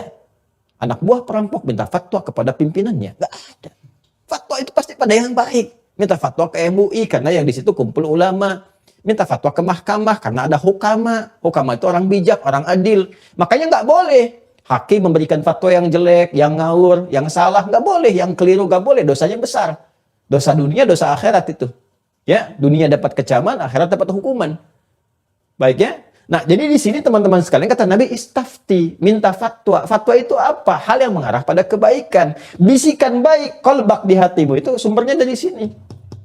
Makanya dengarkan bisikan kita. Kalau kita nggak paham dalil, nggak paham apa, atau mengerjakan sesuatu, tiba-tiba mau nambahin 0 nih di pekerjaan. Yang bukan sebetulnya tambahannya. Begitu mau dimasukin, hati kita akan mencegahnya. Jangan lakukan. Itu bukan hak kamu, nanti hati-hati. Konsekuensinya akan begini. Nah, itu yang dimasukkan bisikan malaikat. Ya. Termasuk apa? Jaga dengan amal soleh. Sholat. Makanya dalam sholat ditunjukkan. Di antara hikmah megang begini tuh jaga. Tuh ini maksudnya. Kaitan dengan dalilnya ini. Di hadisnya ada, Qur'annya ada, prakteknya ada. Makanya kalau kita paham tuh kita ibadah, kita ngerti semua kaitan ini. Karena itu ketika kita baru bertakbir begini, kita tuh meresap, ya Allah. Salah saya banyak dosa, ya Allah. Ya kan aku taubat, ya Allah. Aku gak bisa menjaga hati dengan baik. Maka muncul bisikan-bisikan bersifat buruk. Aku tahu provokasi dari setan, tapi diikutin juga, ya Allah. Sehingga aku lupa, cenderung salah. Rabbana la tu'akhidna inna sina lupa wa akhta'na. Makanya ketika baru bertakbir, kita baca iftitah, kita katakan apa? Di antara doanya dari 12 doa itu kita katakan Allahumma ba'id baini wa baina khataaya kama ba'adta bainal masyriqi wal maghrib. Ya Allah, hamba merasa salah. Banyak berbuat kesalahan sampai hamba sholat saat ini. Namun hamba meyakini Engkau yang Maha Rahman, Maha Penyayang, Maha Pengasih, Maha Pengampun. Maka mohon ya Allah, jauhkan hamba dengan kesalahan yang telah hamba perbuat, ya Allah. Sejauh-jauhnya. Hamba gak mau lihat lagi sampai ke akhirat, ya Allah. Seperti Engkau pisahkan antara timur dengan barat yang tidak pernah ketemu lagi. Itu maknanya dalam. Karena di akhirat ditempatkan sekecil apapun. فَمَنْ يَعْمَلْ مِثْقَلَ ذَرَّةٍ خَيْرًا يَرَهُ وَمَنْ يَعْمَلْ مِثْقَلَ ذَرَّةٍ شَرًّا يَرَهُ. Pertama kita ngaku dulu. Khotoya. Ya terakhir kecil itu nisbah ke diri kita yang mengakui. Saya ngaku banyak salah, ya Allah. Saya hamba yang tidak sempurna. Namun hamba pun memahami dan meyakini Engkau Maha Rahman. Dan kasih-Mu lebih dalam dibandingkan dengan ancaman dan hukuman-Mu. Maka dengan itu hamba mohon, ya Allah, hamba taubat. Jauhkan antara hamba dan kesalahan hamba sejauh-jauhnya. Seperti Engkau jauhkan dari timur dengan barat. Ya Allah, manakkini minal khataya kama yunaqqa thawbul abyadu minad danas. Ya Allah, kalau itu begitu pekat. Kalau bahasa kita, kalau perlu baikin aja, ya Allah. Bersihkan, putihkan seperti baju dibersihkan dari noda, dari kotoran. Allah maghsilhu bil ma'i wal thalji wal barad. Kalaupun harus dicuci dengan air yang sangat dingin, ya Allah, hamba ikhlas. Hamba rela. Yang penting hamba ingin pulang dalam keadaan bersih, ridha. Itu kalau kita benar bacanya. Allahu akbar. Lalu kita katakan wajjahtu wajhiya lilladzi fataras samawati wal arda hanifan musliman wa ana minal musyrikin. Inna salati wa nusuki wa mahyaya wa mamati wa mamati lillahi rabbil alamin. La syarika lahu bidzalika umirtu wa ana minal muslimin wa ana awwalul muslimin. Kita katakan, ya Allah, hari ini hamba menghadapkan diri hamba pasrah sepenuhnya kepadamu. Engkau penguasa sesungguhnya, pencipta langit dan bumi, penjaganya, ya Allah. Hamba bertekad ingin ibadah. Semua solat hamba, ibadah hamba, tata cara hamba mendekat kepadamu. Semua, ya Allah, hamba ikhlaskan hanya untuk-Mu, ya Allah. Ya, bahkan kalaupun hamba wafat dalam solat ini. Kalau Engkau wafatkan hamba dalam solat ini. Lillahi rabbil alamin. Ya Allah, hanya karena-Mu, ya Allah. Hanya karena-Mu. La ilaha illallah, hanya karena-Mu. Tapi kalau Engkau berikan kesempatan pada hamba beraktivitas lagi, Ya, setelah sholat ini, la syarikalahu bidzalika umirtu wa ana minal muslimin. Saksikan ya Allah, hamba akan patuh, hamba akan kerjakan semua aktivitas hamba mengacu pada ketentuan. Muslim itu kan patuh, tunduk. Aslama yuslimu, patuh, tunduk. Tunduk pada siapa? Ketentuan Allah. Allah perintahkan begini, begini. Makanya orang yang baca wajah tuh setelah sholat, nggak boleh maksiat. Karena patuh pada ketentuan Allah. Jaga. Ya. Jadi orang tahiyat tuh, jadi orang sholat, nggak akan pernah terjerumus pada maksiat. Ada penjagaan dalam dirinya. Nah, ketika sholatnya benar terjadi begitu, ini sholat akan mensupport. Apa yang disupport? Jiwa takwa. Makanya terjaga. Orang sering baca Quran, jadi baik. Silahkan cek orang sering puasa jadi baik. Nggak ada orang puasa tuh yang tiba-tiba jadi perusuh. Lisannya kacau. Kalau puasanya benar. Nggak ada orang sholat jadi penjahat. Kalau sholatnya benar. Dulu penjahat dulu, sholat jadi orang taat. Ya. Jadi nggak ada kemudian. Makanya sebetulnya fitrah kehidupan kita ini jadi fitrah sebetulnya. Orang paham kok. Bahkan dengan tampilan-tampilan aja, dia ingin menunjukkan kesan bahwa dia baik. Itu fitrahnya paham. Kalau nggak percaya silakan. Koruptor, penjahat, macam-macam. Kalau udah masuk mahkamah sidang pada pakai peci. Bawa tasbih. Ada yang pakai jilbab. Habis dihukum lepas lagi. Ya kan? Kenapa? Karena fitrahnya mengerti bahwa itu semua itu bagian-bagian pensupport kebaikan. Seharusnya ketika mengerti itu disupport oleh sekitarnya. Kalau udah pakai koko, Pak Koko aja belum tentu pakai itu. Udah pakai peci tuh. Udah pakai macam-macam. Udah bawa ini. Malulah sama itu kalau harus berubah lagi kepada yang awal-awal. Ini dasarnya begini, teman-teman sekalian. Ini konsepsinya. Jadi semua ada ketersambungan. Ini jelas kok. Dalilnya, saya udah kasih Qurannya ini, hadisnya ini, keterkaitan dengan ibadah ini, dengan tugas malaikat ini. Ya, jadi kalau semua jelas diterangkan, kurang apa lagi Allah memberikan penjelasan kepada kita? Nabi diutus, Rasul menerangkan, para ulama meneruskan dan sebagainya. Jelas, tinggal kesadaran kita untuk memanfaatkan ini secara baik sebagai pedoman kehidupan. Nah, pertanyaan besarnya adalah siapa ini setan ini? Gitu kan? Ini siapa sebetulnya? Makhluk satu ini nih. Siapa ini? Ini siapa? Asalnya dari mana? Kok tiba-tiba muncul dalam pembahasan kita? Gitu kan? Dan dia melakukan kontra pada tugas malaikat. Ini siapa nih makhluk nih? Malaikat udah kita jawab. Asalnya dari malak. Malak itu siapa? Sumbernya dari mana? Diciptakan dari apa? Nah sekarang pertanyaannya, ini makhluk siapa? Kenapa tiba-tiba bisa muncul? Kenapa nantangin tugasnya malaikat? Kenapa saking bencinya sama Adam dan keturunannya? Ada apa sebetulnya? Dan bagaimana jalan hidupnya? Seperti apa? Sebelumnya bagaimana? Siapa dia? Tugasnya apa? Kemana arahnya? Sampai puncak akhirnya. Ini nanti dalam episode selanjutnya kita bahas. Ya, jadi kita sampai sini dulu nih. Yang penting paham dulu nih ya. Jadi kalau ada suara-suara yang jelek, pasti ini di sumbernya nih. Ya. Nah ini ya. Nah, kalau ada suara-suara yang baik, pasti malaikat. Latihan, teman-teman sekalian. Kalau kita kan sudah balik, ya bagi yang balik sudah mengerti, jadi tinggal diterapkan dalam kehidupan. Kalau ke anak-anak lain lagi, gitu kan. Saya waktu dapat materi-materi begini, walaupun terpisah-pisah, dan semoga Allah muliakan guru-guru kita semua ya, yang telah mengajarkan kita kebaikan-kebaikan. Saya coba rangkumkan dari berbagai guru yang mengajar, kitab-kitab yang kita baca. Ya, ini nggak kita dapatkan dalam satu buku tertentu, kitab tertentu. Nggak ada yang jelaskan. Ini sampai detik ini saya belum pernah temukan. Satu kitab, satu buku, misalnya membahas ini semua dari awal, mengaitkan semua. Ini kita temukan terpisah-pisah. Jadi kita temukan di sini, kita satukan satu-satu, gitu kan? Nah, berkumpul, sedangkan ini semua mengacu kepada sumber yang sama, yaitu di Al-Quran. Makanya rajin ngaji yang benar, yang baik. Ya, baca hadis kan, dari baca-baca daripada yang nggak jelas-jelas lah tiap hari. Ya kan, berita kan begitu-gitu aja. Ya. Begini, begitu, cari yang jelas, yang udah pasti, yang terkait dengan kehidupan kita. Yang kita amalkan. Jadi ini kurang lebih teman-teman sekalian, jadi kesimpulannya adalah dalam diri kita pun ada yang berusaha memberikan pengaruh untuk tidak memfungsikan bagian satu tubuh kita yang penting, potensi kehidupan kita, yaitu sifat fujur yang seharusnya mensupport jiwa takwa kita. Dia ajak untuk berdiri sendiri sehingga melahirkan kemandirian dalam bersikap yang salah dari sumber-sumber keburukan yang hadir dari sifat fujur dimaksud. makhluknya kita kenal, kita sebut dengan setan. Dia mencoba menggoda, bahkan bukan hanya dari jiwa nafas ya yang di dalamnya ada fujur, tapi dia membuka ruangnya dengan lebih jauh, baik di kolbunya ataupun sampai dengan di sulurnya. Sehingga Al-Quran mengatakan alladzi yuwaswisu fi sudurin nas, minta pertolongan kepada Allah ya dari sifat makhluk yang menggoda, bahkan dari sejak sudurnya. Nabi mengatakan istafti qalbak gitu kan, dari ke kolbunya.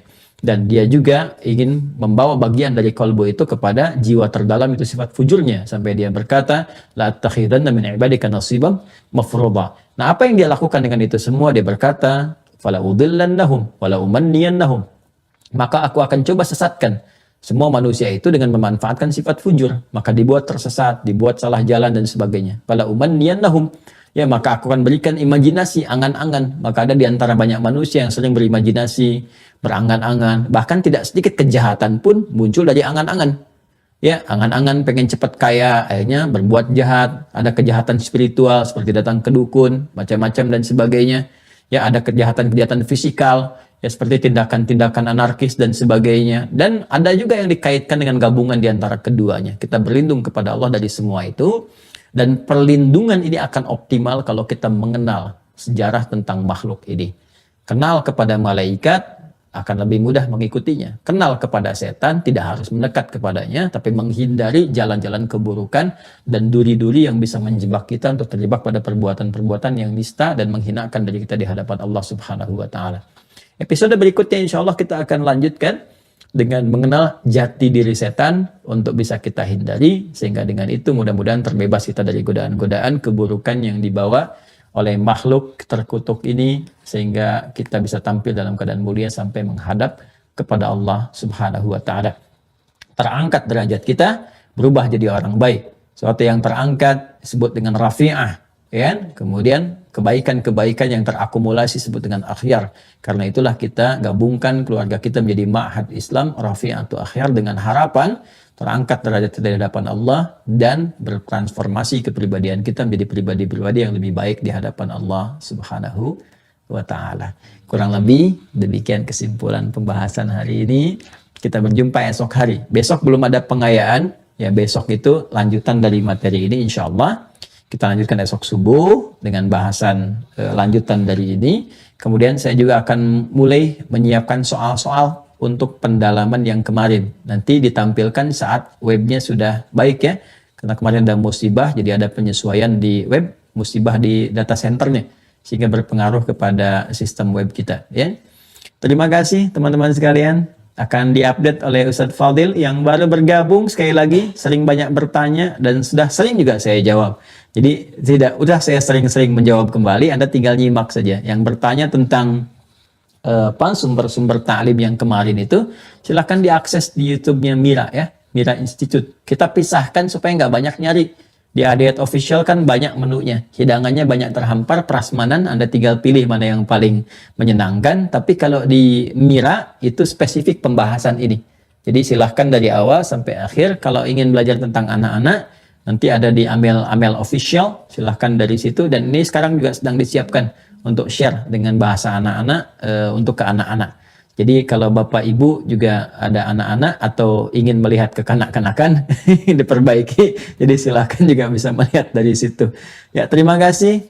Saya menyayangi Anda semua karena Allah. Mohon titip doa, doakan saya dalam sujud Anda supaya Allah mengikhlaskan kami dalam berdakwah. Dan satu permohonan terbaik yang sering saya mohonkan, mohon dalam sujud Anda, mohon berdoa, sebut nama saya, mintakan pada Allah supaya Allah berkenan mengampuni dosa saya dan keluarga. Itu saja yang saya harapkan, tidak lebih. Dan semoga Allah merahmati Anda semuanya. Allahumma taqabbal minna innaka antas sami'un alim wa tub alaina innaka antat tawwabur rahim. Allahumma ati anfusana taqwaha wa zakkiha anta khairu man zakkaha anta waliyuha wa maulaha. Allahumma ya arhamar rahimin jannibna min wasawisi syayatin ar-rajim. Allahumma ya arhamar rahimin qaribna ilaika ya rahmanir rahim. Nawwir qulubana bi nuri taqwak. Allahumma nawwir qulubana bi nuril Qur'an wa nawwir akhlaqana bi akhlaqil Qur'an wa nawwir qubural muslimin wal mu'minin bi a'malihim salihah wa ridhaka ya arhamar rahimin. وألحقنا معهم والصالحين مع الذين أنعمت عليهم من النبيين والصديقين والشهداء والصالحين وحسن أولئك رفيقا ربنا آتنا في الدنيا حسنة وفي الآخرة حسنة وقنا عذاب النار وصلى الله على سيدنا محمد وعلى آله وصحبه أجمعين وآخر دعوانا سبحانك اللهم وبحمدك نشهد أن لا إله إلا أنت نستغفرك ونتوب إليك والحمد لله رب العالمين ثم السلام عليكم ورحمة الله وبركاته.